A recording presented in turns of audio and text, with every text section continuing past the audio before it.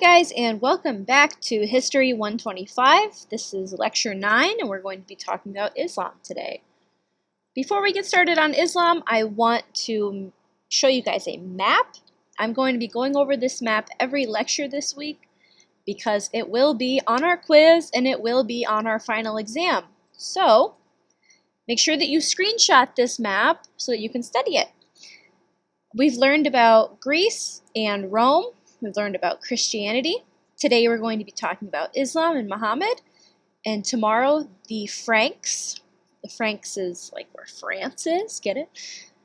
And later in the week, we'll be talking about the Vikings and the Anglo-Saxons. So on the quiz and on the final exam, it'll be a situation like, matching the names versus like A, B, C, D, E, F, G. I think it'll be okay. So make sure that you screenshot this or make some type of note so that you can study it later. Just like with Christianity, we're going to be doing a shorter lecture because I have a video for you guys to watch. You'll be watching, I think, like 17 minutes, so I don't want to have too long of a lecture. So let's just get started. Today we're talking about Islam, the beginning of Islam, and the East. So let me go back to the map really quick. Have you ever wondered why we call this the West and we call this the Middle East? Well, a lot of the scholars that made maps and that recorded history for us were Christians. And they thought the middle of the world was Jerusalem, where Jesus was from. So, according to these scholars, this is the middle of the map. So anything this way is the west, and anything this way is the east, north, south, east, west, all from Jerusalem. So we've talked about the Roman Empire splitting. We've talked about how there's going to be an eastern side. Well, now we're returning to the Middle East. Last time we left it, we were talking about the Persians and Alexander the Great. So we're back to the Middle East.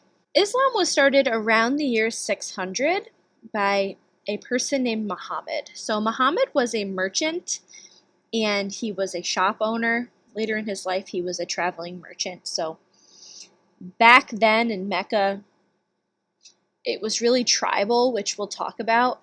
So rich families controlled a lot of things, and if you were part of a rich family, you would hire someone to go get you things.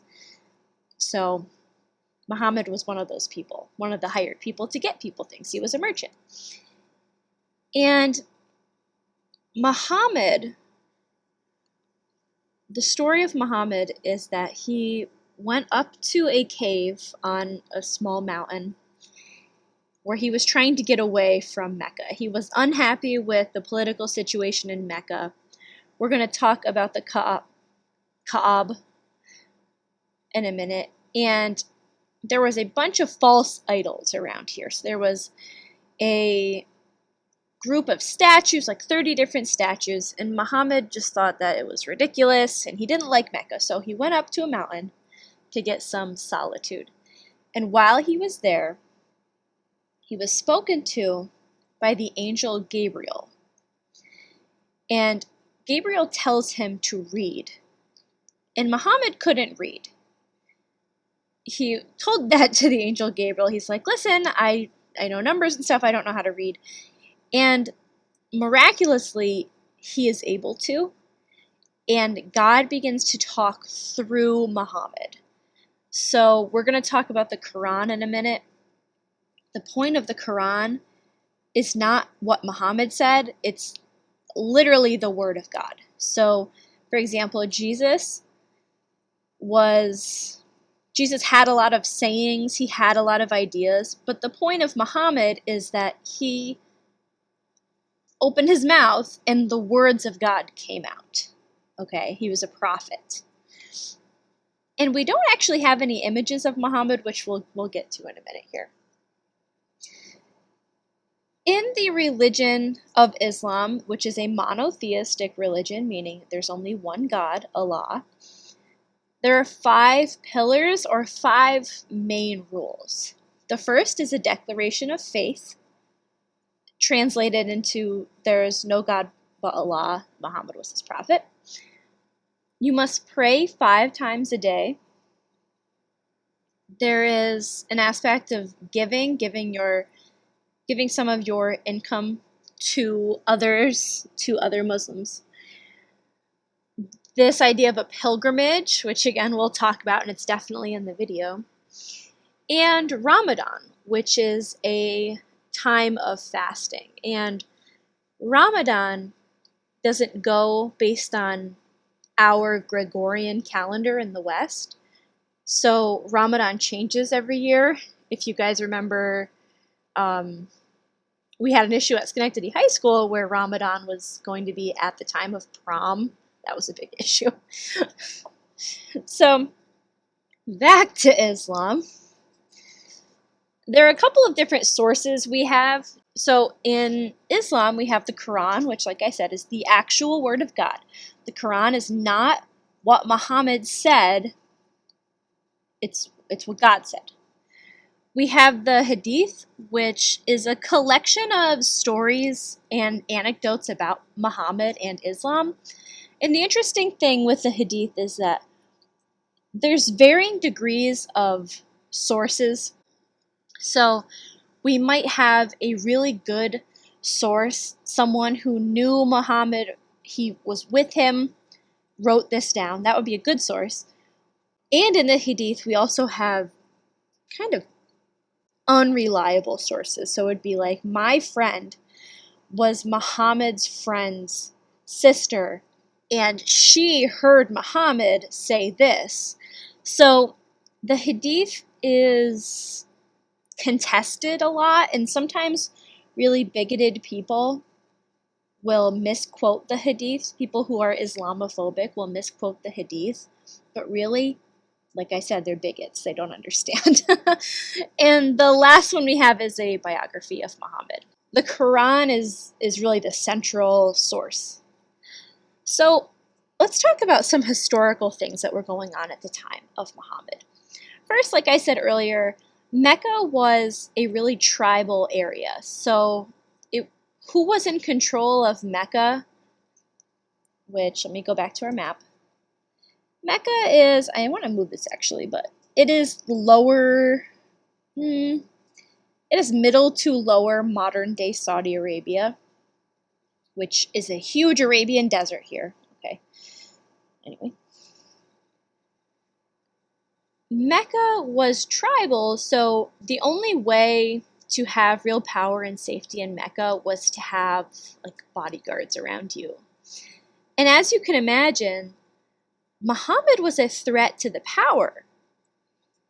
You don't want your bodyguards believing in God. You want your bodyguards protecting you and believing that you are the only way that they can have any power. So it would be like a king and an army. And as we'll see, Christianity threatens king's power, just like Muhammad was threatening the tribe, like the ruling family's power. Okay, I want to put a map in here. 1 second. So I added a little map here of some of the holy sites for Islam, but I only want to talk mostly about Mecca and Medina. Muhammad was a threat to the power in Mecca, so he fled through the Arabian desert to a place called Medina. It's this other little city up here. And Muhammad was being pursued by bounty hunters and assassins. And he gets to Medina, and he again is just saying the word of God, and he begins to get more followers. Well, in Medina, as you could imagine, the people are not very happy about that, the people that are in charge. So it ends up that the Muslims and the people of Medina, the ruling people of Medina, have a battle, the Battle of Bahar, in 624, and only 330 Muslims are fighting, and there's 1,000 Medinans, people, soldiers from Medina, and the Muslims win. And there are 3 more battles. The Muslims lose 1 battle, but they win a couple other ones. And eventually, there are so many followers that the numbers are kind of flipped. And Muhammad ends up winning these battles because he has so many followers. He was a really charismatic leader. He spoke the actual word of God. And he was offering people a better way of life. You don't need to be enslaved by these ruling families. You have to do just a couple things, 5 things. And you'll be in, in the light of Allah. So the Medinans end up making a peace treaty, but they break it. They try to screw over the Muslims. But at this point, like I said, the Muslims have so much power that they take over Medina and then they go back to Mecca. And in Mecca, there is the Kaaba. And this was originally built by Abraham. And I believe it's in one of the early books in the Torah or Bible. It was built by Abraham and gets reconstructed in 608. So, like I said, there was a bunch of different idols around here, and Muhammad was upset. He didn't like all of these false idols. Just a bunch of them scattered around, people doing all these different religions, and Muhammad was upset by this. So, after he and the Muslims are able to conquer Medina, he goes back to Mecca, sees the Kaaba, and decides to cleanse it. Very similar, right, to the story of Jesus cleansing the temple. In case there's a homework assignment on comparing and contrasting Islam and Christianity, maybe something you want to write down. He goes in, he takes all of the other idols out, and this is why we actually don't have images of Muhammad. After Muhammad's able to clean out the Kaaba, which is right here, he doesn't want there to be any more. He's like, enough is enough. Don't even put me around this. There's only one God, and it's Allah, right? That's part of the declaration of faith. And the Kaaba is mysterious. Inside, there are 3 pillars, lamps, and stone on the sides. The last thing that I want to talk about, like I said, I want to try to keep this short so you guys can watch the other clip. Last thing I want to talk about is the Arab conquests and when things break apart. So the Arab world has a schism. A schism is a big rift or a big break after Muhammad dies in 632. And they need to find a successor, which they call a caliphate. And they can't decide on who it should be. Muhammad has died and they need someone else to continue. So there ends up being a division in Islam, the Sunni and the Shia. The Sunni make up the most of modern day Islam. Did I say the Sunni? I hope I said that. My God. The Sunni make up most of modern day Islam with 85%. They think Abu Bakr, who was a trusted aide and friend, should have been the caliphate. And this is the more orthodox version or traditional version of Islam, and it becomes like they become like the people of tradition. They're just the more traditional. And Abdu becomes the leader until he is assassinated. And this is where we get the Shia Muslims, which they think that Ali, who was Muhammad's nephew, should have been the caliphate. So this is where I want to wrap up for today. I really would like you guys to watch the video. Like I said, there will be parts of the video that will be on our quiz. So we will be moving on next class to the Dark Ages.